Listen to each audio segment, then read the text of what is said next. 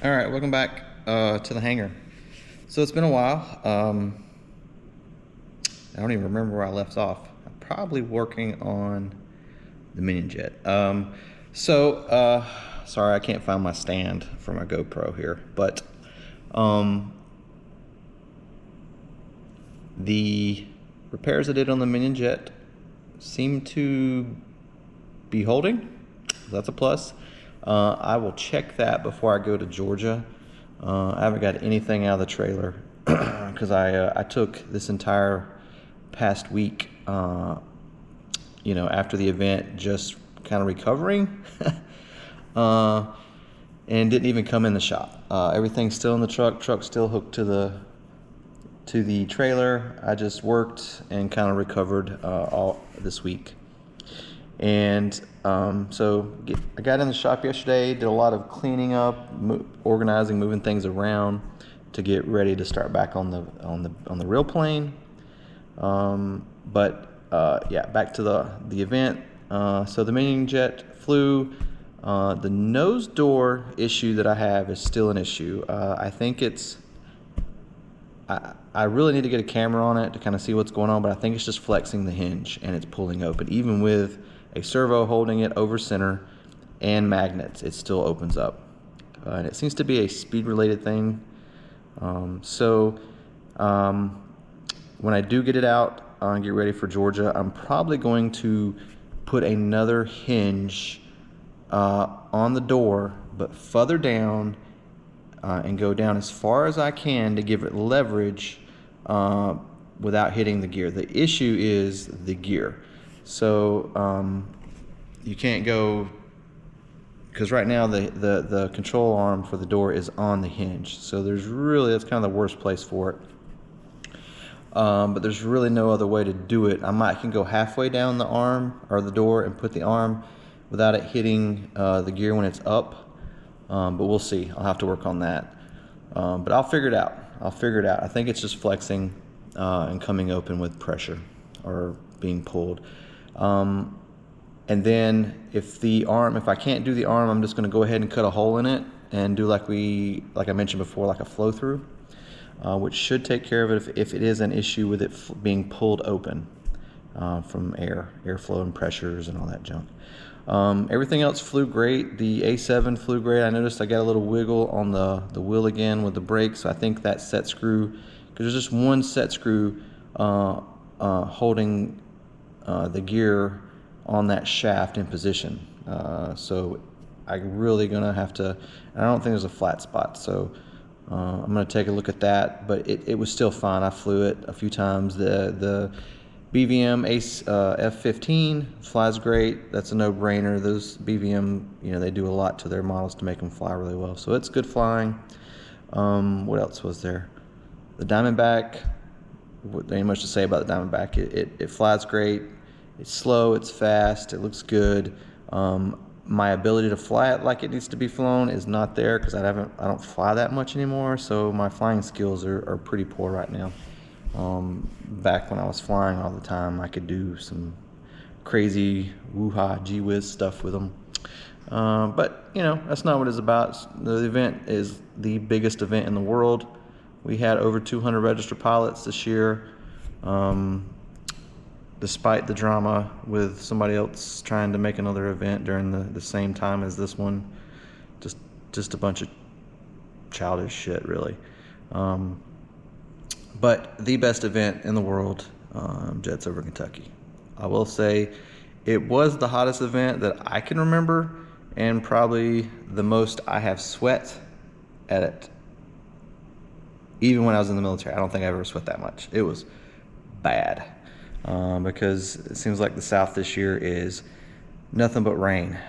Luckily, the event stayed dry, but as soon as I got home, it's like this place has done nothing but rain. So it makes it very muggy and humid. And then the temps there, with the humidity, it was probably over 100 degrees. It was horrible. But still a great event. Had a good time, like I always do. It's always a good time to get together with friends and joke and have a good time. Flying is just a secondary byproduct, it seems. But it's nice to kind of get there, got to get away from reality and just fly. So Other than that, nothing much to update on the RC front. My inbound project, still no word on that.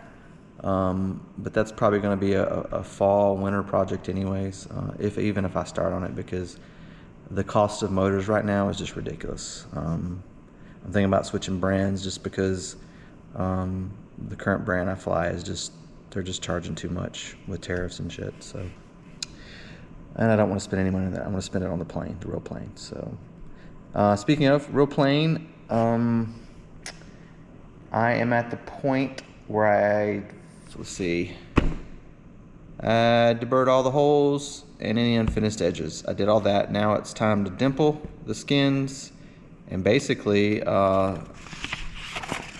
start reassembling and riveting. So you gotta go through and dimple everything, start assembling things. I'll have to deal with the tank sealant this time. So I'll get messy with the tank sealant on the trim and the trailing edge of the actual elevators, but nothing crazy there on this. It's a lot to the elevators and the trim tabs, but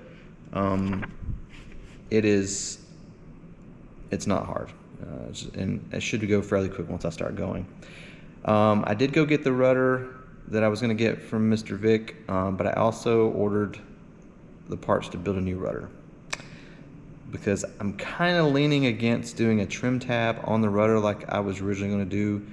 His had it kind of cut out in it. I don't know. I might just get the trim tab adjustment that goes in the cockpit that basically puts a clamp on your rudder pedal cross beams, and there's springs with these little wires in it that are connected to a little knob, and you just turn the knob left to right and it moves your rudder.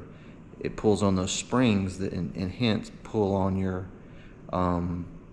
rudder pedals, and since it's going to have rate dampening, that might be the better way to do it, because you kind of want your rudder in a neutral position and let the rate dampening do its point. But when you're climbing out and descending, there's going to be those power changes that are going to affect your rudder. And I think the most part you see that's really for a cruise. So once you set it trimmed in cruise, you probably don't have to mess with it as much. We'll see. I kind of like the idea of an electric trim. But anyways, that's where I'm at, and that's what's going on. I will probably be done with the tail kit by September, through October, just because I'm not in any rush, because I'm having to save up for the next kits. I had some AC systems go out on me. Yeah.